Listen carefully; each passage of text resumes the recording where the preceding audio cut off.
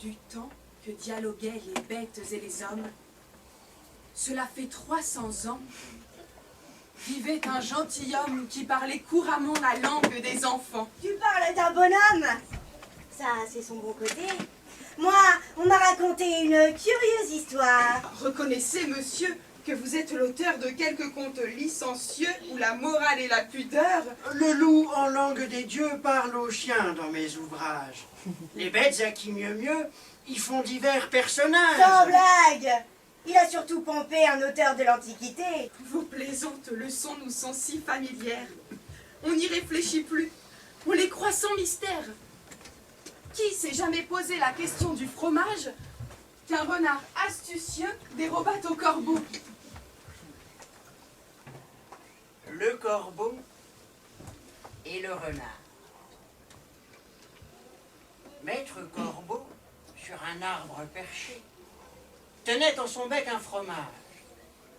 Maître Renard, par l'odeur alléchée, lui tint à peu près ce langage.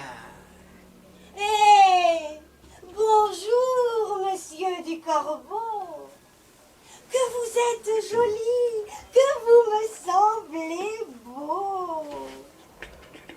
Quelle étrange morale, monsieur de La Ce Fontaine. corbeau est un sot. L'autre a saisi l'aubaine. D'où venait le fromage avant que ce poseur ne fût pris à son tour en voulant faire le beau? Qui l'avait barboté et mis dans son jabot? C'est l'oiseau le voleur, disons-le sans embâge. Et Renard est un sage. Au pire, un profiteur. Vous avez de ces façons de retourner mes chansons. Le lion consent à cela, tant son âme était aveuglée.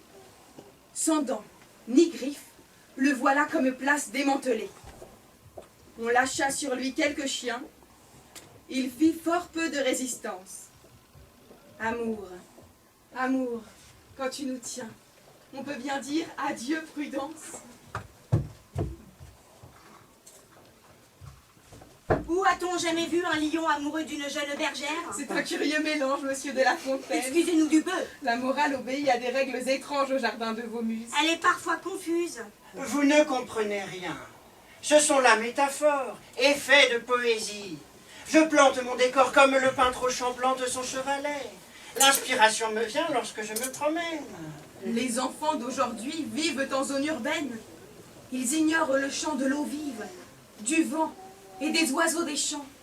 Ils ont tous oublié ce qu'est un sansonnet. Il n'y a plus d'oiseaux, Si, des pies! Oh, de pigeons, des moineaux. plus de hérons, plus de vanneaux sur les étangs. Beaucoup de chasseurs et des pans. Pan, pan, pan.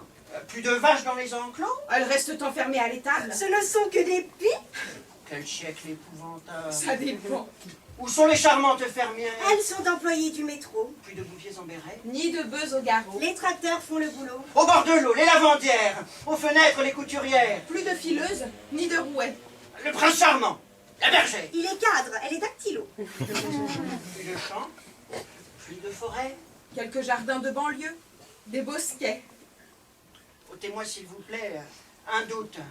Où donc est passée la nature? Au bout de l'autoroute, on s'y rend en voiture. Parfois, pour le week-end. Vous me la baillez belle. Je suis à ce point dépassé. Moi qui me voulais immortel. Vos thèmes sont plaisants. Rendons-leur cet hommage. Mais le sort des héros est un peu rude. Enfin, que dire de ce bouc qu'un fin renard laisse accroupir au fond du puits, poursuivant son chemin? Triste mésaventure. Et que dire de l'agneau qu'un méchant loup croqua? C'est la loi de nature. La raison du plus fort est toujours la meilleure. Nous l'allons montrer tout à l'heure.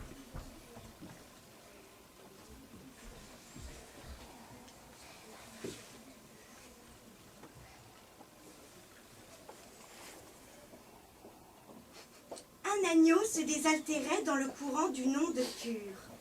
Un loup survient à jeun, qui cherchait aventure, et que la faim en ces lieux attirait. La fourmi n'est pas prêteuse. C'est là son moindre défaut. Que faisiez-vous au temps chaud dit-elle à cette emprunteuse. Nuit et jour, à tout venant, je chantais. Ne vous déplaise. Vous chantiez. J'en suis fort aise. Eh bien, dansez maintenant. Oh, la fourmi besogneuse et la cigale oisive, c'est un trait de génie. Quelle bonne leçon pour les petites filles et les petits garçons. C'est là un point de vue tout à fait discutable. L'artiste a bien servir son art et tout acquise. L'autre passe son temps à récolter des fonds. Vous êtes plus cigale que donneur de leçons. Votre métier n'est-il pas de faire des fables? Celui de la cigale d'écrire des chansons? Et celui d'une pie de trouver à redire. Pardon, j'ajoute qu'il est important de dire... Sans cesse à perturber la représentation. Vous nous interrompez pour un oui, pour un non. Vous n'êtes pas poète, vous, à ce que je sache. Le mulet et l'agneau sont bêtes ordinaires. Le lion tellement bête, et si sot le corbeau. Quant à Maître Renard, c'est un triste compère. Ces animaux sont des ballots. Ils n'ont vraiment rien dans la tête. Mais il n'est pas question de mulet, ni d'agneau, encore moins de lion, ni même de cigale. L'intérêt de la fable est tout dans la morale qu'on tire de l'histoire. Élevons le niveau, s'il vous plaît. Voyons si vous savez votre récitation. La laitière et le pot au lait de Jean de La Fontaine. Perrette, sur sa tête, ayant un pot au lait bien posé sur un coussinet, prétendait arriver sans encombre à la ville. Légère et court vêtue, elle allait à grands pas,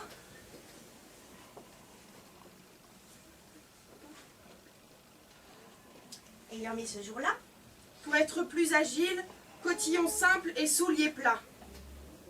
Notre laitière ainsi... troussée. La leçon n'est pas sue, tu sais ce que ça vaut? Pas de récréation et un triple zéro. Mais je n'y suis pour rien. Vous voyez le désastre? J'agis en philosophe, en sage, en humaniste, à la façon des anciens poètes, en artiste. Vous me prêtez des mots dont je suis innocent. Tout le monde le sait, j'adore les enfants. Je vous retire la parole. Devenez muet, comme autrefois.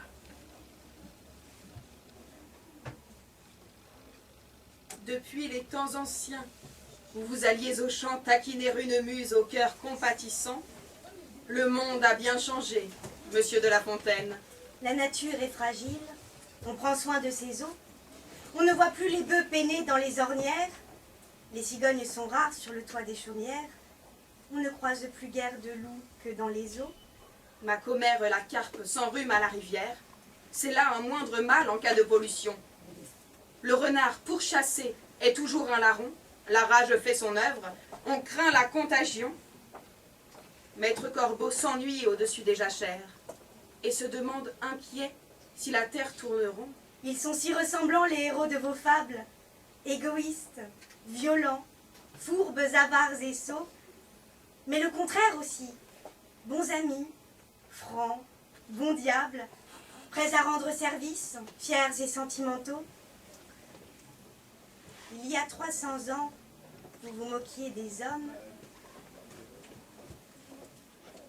Nous en rions encore. Bêtes que nous sommes.